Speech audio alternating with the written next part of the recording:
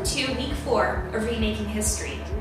Last week we talked about myths. Specifically, we were talking about the Trojan War, which supposedly occurred in the 13th and 12th centuries before the recording of Christ's history. Today what I'd like to talk about is the medieval period, which happened supposedly between the 5th and 15th centuries after Christ, so after the recording of Christ's history.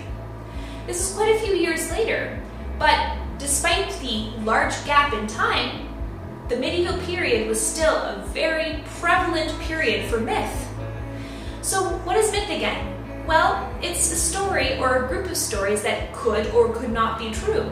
Sometimes it's difficult to determine truth when so much time passes and very little recording of events is kept, well, in libraries, or if not in libraries, in personal collections.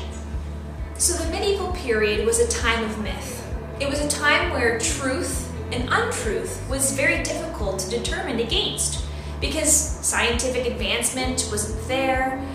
There were stories that were sometimes elaborated because printing or the writing of stories to record them wasn't something that was always done. So that's where we get our stories of dragons and knights fighting those dragons. And knights were very much our heroes in the medieval period. We're going to look at some really interesting medieval scenes today when we create a panoramic. And when we do this, we're going to see how there are knights, there are noblemen, there are different divisions in society, in the village, based on what you do, how much money you make, and what your job is within society. Let's take a closer look at the medieval period. For this project, you will need coloring sheets, a popsicle stick, skewers, 2 toilet paper rolls, 4 circular pieces of cardboard that will fit the end of your toilet paper roll, as well as coloring utensils. Step 1. Glue the circular pieces of cardboard to the ends of your toilet paper rolls. Do this with a glue gun, it's the easiest. However, you can use other types of glue. I should also mention that for this project you will need any kind of box. Mine is a rather large one, but the size of your box doesn't matter, you can make adjustments. Step 2. Take a sharp skewer and poke a hole through the bottom of your circular structure out through the top. If you don't have a sharp skewer, consider pre-punching the holes. Just simply put them up through the bottom, through the middle of the tube, and out through the top. Step 3.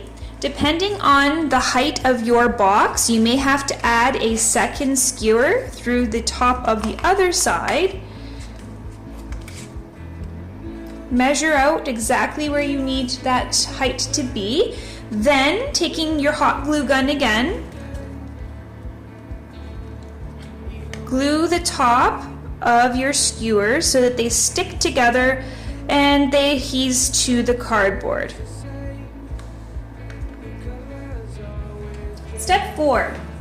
Make a second toilet paper roll structure, and within your box, punch holes on either end so that you can thread the skewers of both structures in through, making sure that you can rotate the toilet paper roll structure without it hitting the side of the box, but as close to the far end as possible. Step 5. Find a coloring book that has a long coloring page. Because we're focusing on a medieval theme, I found this particular coloring book that has a rather long, unfolding scene of a medieval period. Now, if you need a coloring sheet that's long like this, feel free to contact me. I'll be glad to provide photocopies. And that's what I've done in this case. I've photocopied this sheet, I've taped them together to make one large coloring sheet. Step 6. With the help of some friends, I was able to put some nice color to this coloring sheet. And now what's left to do is make the sheet in a circular shape, just like you see here, which will be threaded through our box structure we've just created. Step 7. Thread your coloring sheet in through one side of your toilet paper roll structure.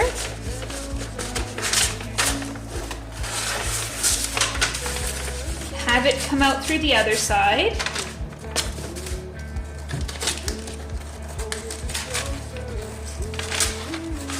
And once you've done that, you'll have to judge the size for your loop by making the paper tight around both ends of your toilet paper structures. Once it's tight, glue the paper in place. Finally, create a cartoon image of yourself and tape it to a popsicle stick.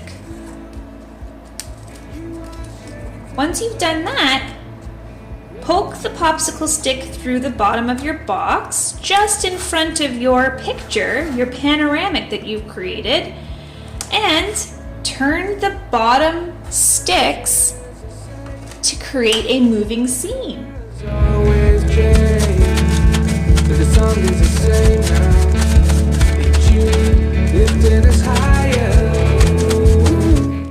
If you like this project and would like to learn more about the medieval period, consider books from our collection.